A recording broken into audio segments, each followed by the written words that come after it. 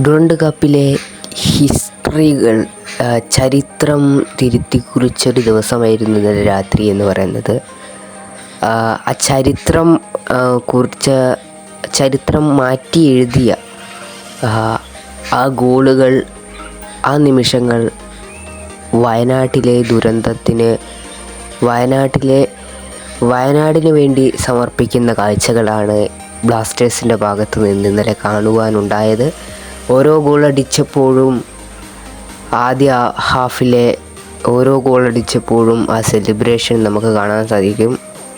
സെലിബ്രേഷനുകളില്ലാതെ അവരുടെ കറുത്ത hand band കാണിച്ചുകൊണ്ട് പ്രാർത്ഥിക്കുന്ന ഒരു കൈകൾ പൊക്കിക്കൊണ്ട് പ്രാർത്ഥിക്കുന്ന ഒരു ദൃശ്യങ്ങൾ നമുക്ക് കാണാൻ സാധിക്കുമായിരുന്നു. ചരിത്രം 1899 8-1 എന്ന ഡുറൻഡ് കപ്പിലെ ചരിത്രം തിരുത്തി എഴുതിയ ദിവസമായിരുന്നു ഇന്നലെ.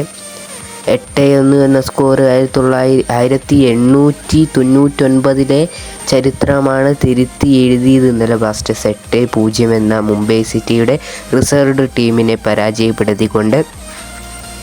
ബ്ലാസ്റ്റേഴ്സിൻ്റെ റിസർവ് ടീമും കളിച്ചിരുന്നു കഴിഞ്ഞ വർഷമൊക്കെ, പക്ഷേ ഇതുപോലൊരു തോൽവി ഏറ്റുവാങ്ങേണ്ടി വന്നിട്ടില്ല. വളരെ ദയനീയകരം തന്നെയാണ് മുംബൈ സിറ്റിയുടെ അവസ്ഥ. റിസർവ് ടീമിൻ്റെ അവർ അത്യാവശ്യം നന്നായിട്ട് കളിച്ചിട്ടുണ്ട്, പക്ഷേ തോൽവിയാണ്, നിരാശയാണ്. പക്ഷേ ബ്ലാസ്റ്റേഴ്സിന് ഓവർ സന്തോഷിക്കാനൊന്നുമില്ല. കാരണം ഒരു ഭാഗത്ത് വയനാട് ദുരന്തം, അതിലേക്ക് അവർ ആ ഗോളുകൾ ഓരോന്നും സമർപ്പിച്ചു. അതിനിടയിൽ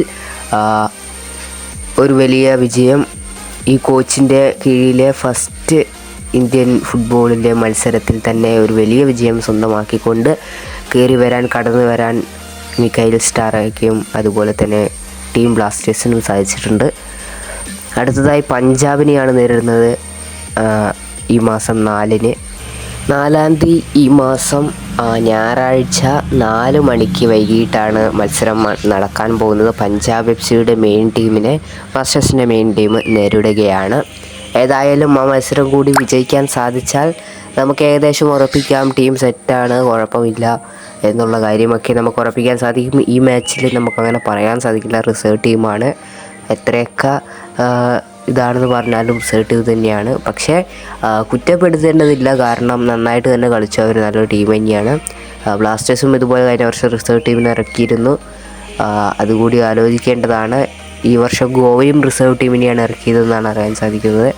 ഏതായാലും ബ്ലാസ്റ്റേഴ്സ് നല്ലൊരു വിജയം സ്വന്തമാക്കാൻ സാധിച്ചു. 8-0 എന്ന സ്കോറിൽ നോഹ സദോയും പെപ്രയും ഹാട്രിക് നേടുകയും സബ്സ്റ്റിറ്റ്യൂട്ടായി വന്ന പഴയ നമ്മുടെ ഇഷാൻ പണ്ഡിത്, ഗോവയിലൊക്കെ കണ്ട് ഇഷാൻ പണ്ഡിത് ഇന്നലെ കാണാൻ സാധിച്ചു. സബ്സ്റ്റിറ്റ്യൂട്ടായി വന്നിട്ട് ഒരു ഹീറോ ആവുന്ന ലുക്കൊക്കെ, കാരണം 2 ഗോളുകൾ ഇന്നലെ സബ്സ്റ്റിറ്റ്യൂട്ടായി വന്ന് ഇഷാൻ പണ്ഡിത് നേടുകയും ചെയ്തു. അങ്ങനെ മൊത്തം 8-0 എന്ന സ്കോറിലാണ് ഇന്നലെ ബ്ലാസ്റ്റേഴ്സ് വിജയിച്ച് കയറിയത്. ഏതായാലും നല്ലൊരു വിജയം തന്നെയായിരുന്നു. ആദ്യമായി കാണുന്നത് സബ്സ്ക്രൈബ് ചെയ്യുക, ബെൽ ബട്ടൺ ഓൺ എടുക്കുക, വീഡിയോ ലൈക്ക് കൂടി ചെയ്യുക. മറ്റു ദിവസം കണ്ടുമുട്ടാം. Thanks for watching.